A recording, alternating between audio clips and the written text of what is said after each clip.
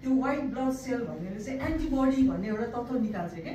अनि त्यो एन्टिबडी भनेको चाहिँ मुख्य कुरा चाहिँ त्यो हो क्या। त्यसले चाहिँ तपाईँको शरीरमा चाहिँ अब अर्को समयमा साँच्चीकै तपाईँलाई चाहिँ भाइरस र ब्याक्टेरिया तपाईँको शरीरभित्र छिर्यो भने चाहिँ त्यो एन्टिबडीले चाहिँ फाइट गरेर चाहिँ तपाईँलाई रोग लाग्न दिँदैन क्या। अथवा रोगै लागि पनि तपाईँको चाहिँ एकदम हल्का फुल्का मात्रै समस्या गर्ने हुन्छ, धेरै जटिल समस्या चाहिँ गर्न दिँदैन। त्यसरी चाहिँ भ्याक्सिनले चाहिँ काम गर्छ कि। अनि कतिजनाले चाहिँ अब भ्याक्सिनभित्र नै झन् भाइरस हालेको हुँदो रहेछ, झन् हामीलाई त रोग पो लाग्ने हो कि के हो भनेर पनि डराउने हुन्छ कि। त्यसले चाहिँ रोग लाग्दैन क्या, त्यसलाई चाहिँ निष्क्रिय भनेको त्यसले चाहिँ काम गर्न नसक्ने बनाएको हुन्छ। खालि त्यसको काम चाहिँ तपाईँको शरीरभित्र गएर चाहिँ एन्टिबडी बनाउने क्या, जुन चाहिँ रोगसँग लड्ने क्षमता हुन्छ नि त्यो बनाउने चाहिँ त्यसको मुख्य काम हुन्छ है। आज चाहिँ हामी चाहिँ जति सक्दो यो एकदमै कुरा छलफल गर्ने गरौँ है। फेरि स्कुलमा पढाएर हजुरलाई चाहिँ रुगा लाग्दाखेरि के हुन्छ, नाक बन्द हुन्छ होइन, नाक चिलाउँछ, अनि हजुरको चाहिँ यो नाकबाट चाहिँ अलिकति यो सिरानहरू झर्छ, आँखाबाट चाहिँ अलिकति योहरू के भन्छ यो आँसुहरू झर्छ होइन। भने अलिअलि चाहिँ उस पनि हुन्छ, कफ अलिअलि खोकी पनि लाग्छ होइन, हजुरलाई अलिक घाँटी पनि दुख्न सक्छ। भने हजुरको चाहिँ फ्लू चाहिँ अलिकति अर्कै हुन्छ है।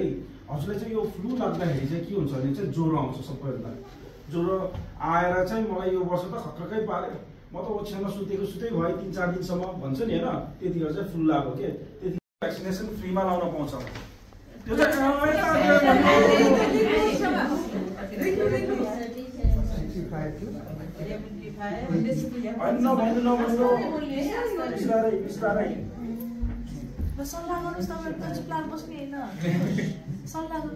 अघि कति भने थियो तपाईँहरूले, सुन्नु भएको थियो नि अघि?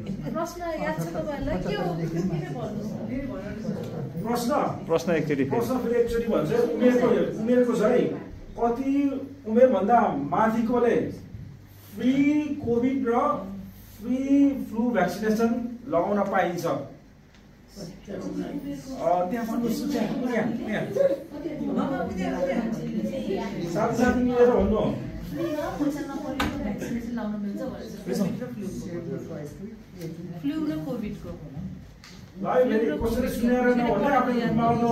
प्राइजको लागि बाजे भन्नु है त्यहाँ कति हो भनेर। दुईटा क्वेसन एउटै हो, एउटै क्वेसन। कति वर्षभन्दा माथिको कोभिड र फ्लूको लागि हो?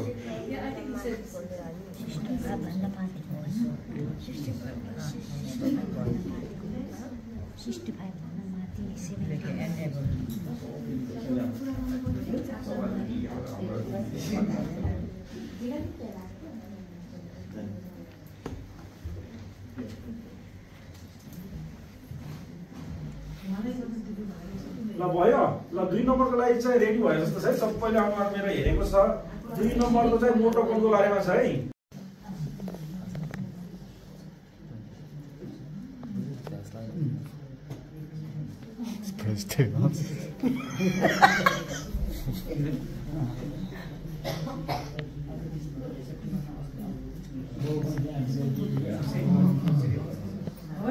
सबैजनालाई भएको हो?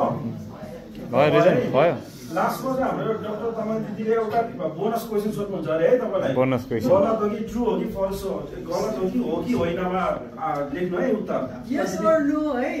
कोभिड-19 को खोप र फ्लू को खोप चाहिँ सँगै हाल्न मिल्छ कि मिल्दैन?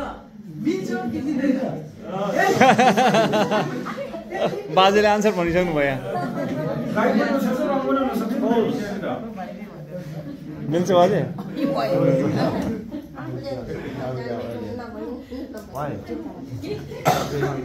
ल यहाँ भन्नुहोस् त के छ यहाँनिर भिन्नता?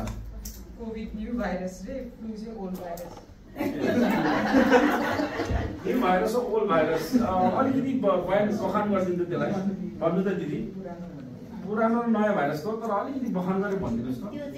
त्यो रुगाखोकी चाहिँ साधारण हो होइन, त्यो सधैँभरि भइरहेको छ होइन। तर यो कोभिड चाहिँ यो के अरे 2020मा आएको हो। अनि योले चाहिँ एकदम खतरा ज्यान पनि दिन सक्छ अथवा के अरे कतिको मरे पनि सक्यो होइन। अहिले हामी चाहिँ कोभिडबाट बाँचेर आएको हो। कोभिड चाहिँ डेन्जरमा गरिन्छ। हजुरले चाहिँ आधी नम्बर पाउनुभयो राम्रो कुरा गर्नुभयो त्यसैले हाम्रो डाक्टर तामाङले 0.5 दिए है हजुरलाई है हजुरको के छ नम्बर 2 ग्रुपको भन्नुस् त भाइरस हजुर Regent say COVID is virus and it's dangerous. And flu ko barema is bacteria and caught by sneezes and coughs. No. Point half point. Virus हो दुईटा भाइरस हो they are caused by different virus bacteria चाहिँ होइन है दुईटा चाहिँ virus हो एउटा चाहिँ सास भाइरस भने अर्को चाहिँ इन्फ्लुएन्जा भाइरसले गर्छ है अनि ल यहाँनिर चाहिँ COVID is fast spreading, but flu is slow spreading. Yes, 1 point. कोकसले चाहिँ फ्री RSV भ्याक्सिनेसन पाउँछ भनेर भनेको थियो त्यसमा के उत्तर दिनुभएको थियो हजुरले 75 to 79 years old. हजुर एकदम ठिक वान हजुरको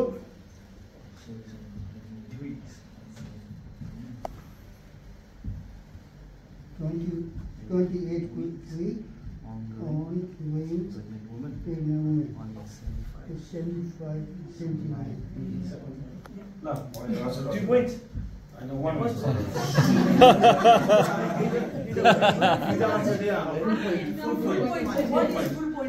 full point. Pregnant woman, I think was 75 to 79. Pregnant woman भनेछ just study Above 28 weeks and above. And 75 to 79.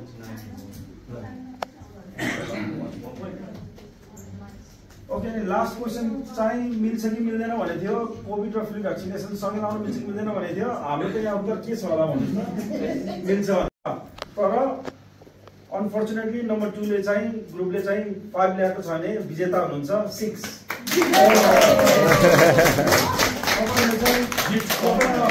तपाईँले गिफ्ट पाउनुहुनेछ र सबैजनालाई चाहिँ पार्टिसिपेसनको लागि चाहिँ धेरै धेरै धन्यवाद है आउनुहोस् मामा सामाहरू गिफ्ट लिन प्राइज दिन ल प्राइज दिन जानुहोस् तपाईहरु हजुर जानु सुशीला दिदी हाम्रो सुशीला दिदी प्रोजेक्ट टुगेदरको सुशीला दिदीले चाहिँ प्राइज दिदी जान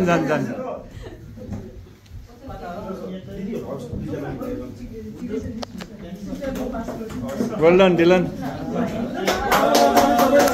Tali.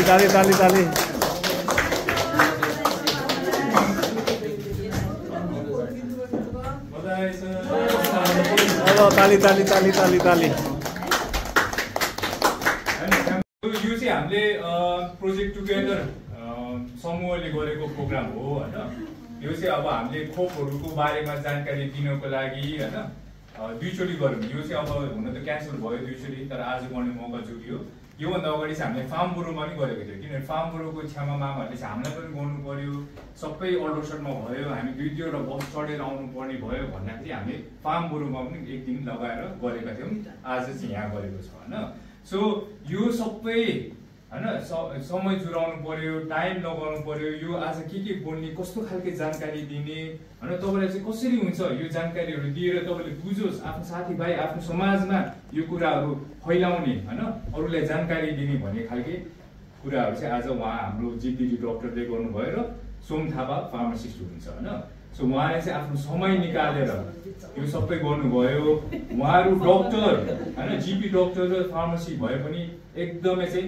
स्वयंसेवाको भावना राख्नुहुन्छ के किनभने जीपी डाक्टरहरु धेरै छ अहिले नेपालीहरु धेरै भइसक्यो तर यसरी समुदायमा आफ्नो नेपाली समुदायमा गएर एउटा हैन चेतनामूलक जानकारी दिउँ भनेर एउटा समाजसेवाको भावना राख्ने चाहिँ कमै हुन्छ त्यो भएर उहाँले आफ्नो समय निकालेर दुई दिन हैन यत्रो टाइम प्रिपेयर गरेर गरिदिनु भएकोमा हामी प्रोजेक्ट टुगेदर र सम्पूर्ण मानिसमा चाहिँ एकदमै आभारी छौं त्यसको लागि ताली दिनु होला तपाईहरुले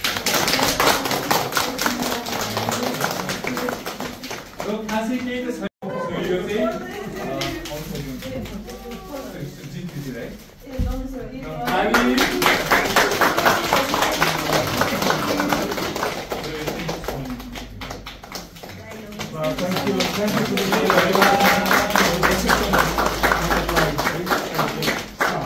पर्खिदिनु पर्यो है अलिकति चारजनाको सुशीला दिदी आउनु पर्यो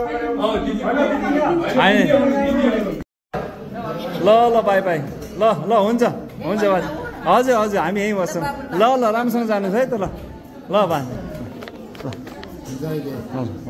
हुन्छ हुन्छ बाजे हुन्छ हुन्छ बाजे ल नमस्ते नमस्ते हजुरहरूलाई नमस्ते ल धन्यवाद धन्यवाद दिदी ल ल ल ल ल धन्यवाद ल हुन्छ मामा ल ल धन्यवाद well done guys well done